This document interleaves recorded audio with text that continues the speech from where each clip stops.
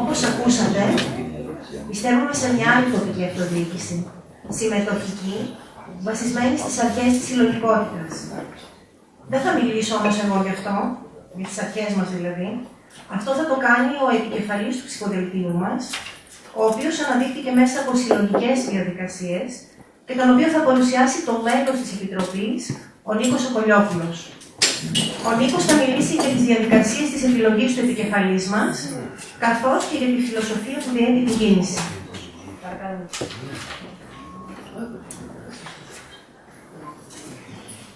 Σας χαιρετίζω και εγώ με τη σειρά μου.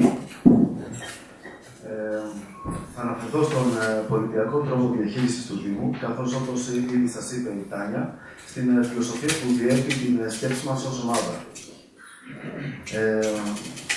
Σε ένα φιλικό κλίμα, αλλά με την ευθύνη απέναντι στους εαυτούς μας και το σύνολο, γεννήθηκε η Επιτροπή Πρωτοβουλίας. Αναλογιζόμενοι το απλό, αν όχι εμείς, τότε ποιοι, αν όχι τώρα, τότε πότε, θέσαμε ως στόχο τη δημιουργία μιας πολιτικής κίνησης που θα δεσμεύει τις θέσεις μας για έναν ιδανικότερο κόσμο. Κόσμο για τον οποίο ο Νίκος Καζαντζάκης κάποτε είπε: πιστεύω σε έναν κόσμο που δεν υπάρχει, μα πιστεύοντας τον δημιουργώ. Και εμείς αρχίσαμε από τις εσωτερικές διεργασίες, το εσωτερικό δημιουργικό κομμάτι. Ως άνθρωποι είμαστε συλλέκτες εταιριών. Τι πιο δημιουργικό λοιπόν από την εμπειρία της προσφοράς των συνάνθρωπων και της ενασχόλησης με τα κοινά. Ξεκινήσαμε λοιπόν να αναζητούμε μεθόδους πολιτιακής διαχείρισης. Και τελείως φυσικά το πρώτο πράγμα που μας ήρθε στο μυαλό ήταν η δημοκρατία και η άμεση δημοκρατία. Και έτσι φτάσαμε στο βασικό ερώτημα. Κατά πόσο είναι εφικτός ο αυτοπροσδιορισμός και η αυτοκυβέρνηση, η εφαρμογή της στον Δήμο και ως σε ποιο σημείο θα είναι δυνατή. Για το ζήτημα αυτό εκφράζονται πολλές αμφιβολίες και γενικόλογα. Τα αρνητικά επιχειρήματα που συνήθως προβάλλονται είναι πως η σημερινή εντελώς διαφορετική πραγματικότητα δεν προσφέρει τις συνθήκες που υπήρχαν στην αρχαία Αθήνα. Μικρό πληθυσμό, μικρή έκταση, απλούστερα προβλήματα. Και ως εκ τούτου δεν είναι ρεαλιστικό πρόταγμα. Επίσης, οι άνθρωποι συνεχίζουν και ψηφίζουν κόμματα. Άρα είναι δύσκολο να πραγματοποιηθεί, αφού η σημερινή πραγματικότητα δεν αρμόζει στην άμεση δημοκρατία. Σε αυτούς που αντιτάσσουν ότι η αυτοκυβέρνηση και η δημοκρατία δεν είναι δυνατές, δεν είναι ρεαλιστικά αιτήματα, αλλά ρομαντισμός, αφέλεια ή ουτοπία, η απάντηση είναι ότι ο ρεαλισμός δεν είναι να υποκύπτεις στην πραγματικότητα και να τη δέχεσαι παθητικά και βουλικά, αλλά να αναζητάς μια άλλη πραγματικότητα. Τα επιχειρήματα κατά του εφικτού της άμεσης δημοκρατίας βλέπουν δηλαδή μόνο τη μία πλευρά και παρακάπτουν μια εξίσου σημαντική αλήθεια. Η πραγματικότητα δεν είναι μόνο αυτά που ισχύουν. Οι εγκαθιδρυμένοι θεσμοί, νόμοι και αξίες. Είναι όλα όσα εμείς επιθυμούμε και δυνάμεθα να πράξουμε. Μετά από στοχασμό και διαβούλευση, όσα θέλουμε να την παραθέσουμε στην υπάρχουσα κατάσταση, την οποία θεωρούμε παροχημένη. Δηλαδή, να θέσουμε τους θεσμούς, τους νόμους, τις αξίες, σύμφωνα με τις ανάγκες των δημοτών και του περιβάλλοντος που ζουν. Αναζητούμε την αφύπνιση των ίδιων των δημοτών και συνανθρώπων μας, ούτως ώστε να φτάσουμε στο ζητούμενο της ανάδειξης ελληνικής πρωτομνησίων και την αναβάθμιση της ποιότητας της ζωής μας. Αγαπητοί συμπολίτες, φίλες και φίλοι, οι σημαντικές αλλαγές στην ιστορία δεν γίνονται από κομματικές ηγεσίες, τους βουλευτές και τα κοινοβούλια, από την κρατική ελίτ και τη γραφειοκρατική διαχείριση, αλλά από την κοινωνική βάση, από τις κοινωνικές συλλογικότητες, που όταν θέλουν και έχουν όραμα, εισβάλλουν στο προσκήνιο και απαιτούν μια άλλη θέσμηση της κοινωνίας. Ας μην ξεχνούμε ότι όταν οι μεγάλες κοινωνικές και πολιτικές αλλαγές πραγματοποιούνται, θεωρούνται αναπόφευκτες και αναγκαίες, ενώ πριν πραγματοποιηθούν, θεωρούνται απραγματοποιητές ή ουτοπίες. Το περιεχόμενο όλων αυτών είναι η αυτονομία της κοινωνίας, που η ίδια δημιουργεί τους θεσμούς της και κυβερνάται απευθείας από ελεύθερους και ισότιμους πολίτες. Αυτός ο τρόπος κοινωνικής οργάνωσης δεν αφήνει κανένα χώρο για ιεραρχίες, αρχηγούς, κυβερνήτες και κόμματα. Εξάλλου, η όλη μας κίνηση βασίστηκε πάνω στην ανεξαρτησία από οποιοδήποτε τύπου δεσμεύσεις απέναντι σε κόμματα και χορηγήσεις. Η κίνησή μας αυτή απευθύνεται σε πολίτες που βιώνουν και ασκούν την πολιτική και ταυτόχρονα ασκούνται σε αυτή. Σε ανθρώπους που βιώνουν τη χαρά της ατομικής πρωτοβουλίας, της συλλογικής προσπάθειας, της αλληλεγγύης και της αγάπης.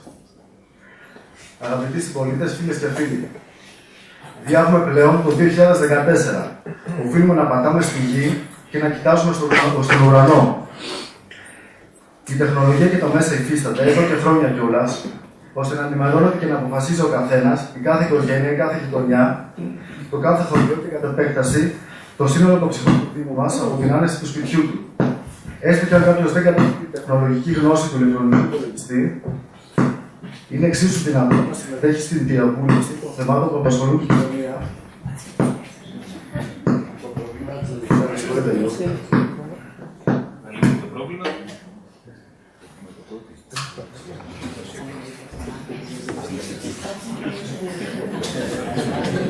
Πέτα έτσι.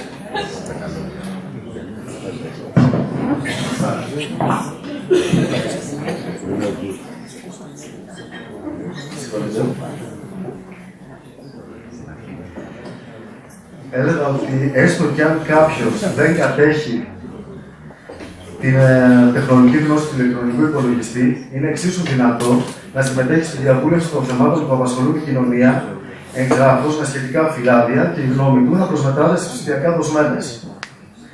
Εμείς από την πλευρά μας σας καλέσαμε εδώ σήμερα για να αναζητήσουμε όλοι μαζί τους τρόπους και τις εναλλακτικές με τις οποίες θα καταστεί δυνατή η προσπάθεια αυτή, προτρέποντας τους πάντες να οργανωθούν σε μη ιεραρχημένες ομάδες και να αναπτύξουν άλλες παράλληλες δομές πάνω στο πνεύμα της άμεσης της δημοκρατίας, όπως δίκτυα κοινωνικής αλληλεγγύης, παραγωγής, ανταλλαγής και διανομής προϊόντων και υπηρεσιών, συλλογή καλλιέργεια γεών, απελευθέρωση κοινωνικών χώρων, δημιουργία αυτόνομων κοινοτήτων κτλ.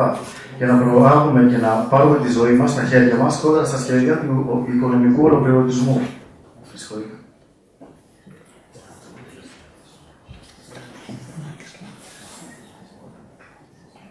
Ο καινούριος κόσμος που ορματιζόμαστε δεν περιγράφεται σε καμία ήδη υπάρχουσα ιδεολογία. Πρόκειται να τον δημιουργήσουμε από την αρχή, συνδιαμορφώνοντας τις απόψεις μας μέσα από τις διαδικασίες της άμεσης δημοκρατίας. Κλείνοντας την ομιλία μου, φρονώ ότι κατέστησα σαφείς τις διαδικασίες κατά τις οποίες αναδείχθηκε ο επικεφαλής του σχεδιασμού μας εντός της συλλογικότητας που συμμετέχουμε. Από αυτή τη διαδικασία δεν σας κρύβω ότι δεν εξαιρέθηκε κανένας. Με βάση την αρχή ότι όλοι είμαστε ίσοι, αλλά και τη διαθεσιμότητα του καθενός, κλείσαμε έναν κύκλο προτάσεων και αντιπροτάσεων και τελικά καταλήξαμε στον επικεφαλής που εξέφρασε με τον καλύτερο δυνατό τρόπο τις αρχές της κίνησης. Ο επικεφαλής μας γεννήθηκε το 1977. Η καταγωγή του είναι από το Κρανοχώρι Καστοριάς και ζει στη Καστοριά. Φοιτησε στο δημόσιο ΙΕΚ της πόλης και έχει την ειδικότητα του προγραμματιστή ηλεκτρονικού υπολογιστή, αλλά η ανεργία τον έστρεψε σε άλλο δρόμο.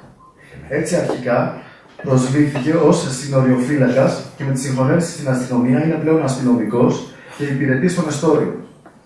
Διακρίνεται για την κοινωνική του δράση.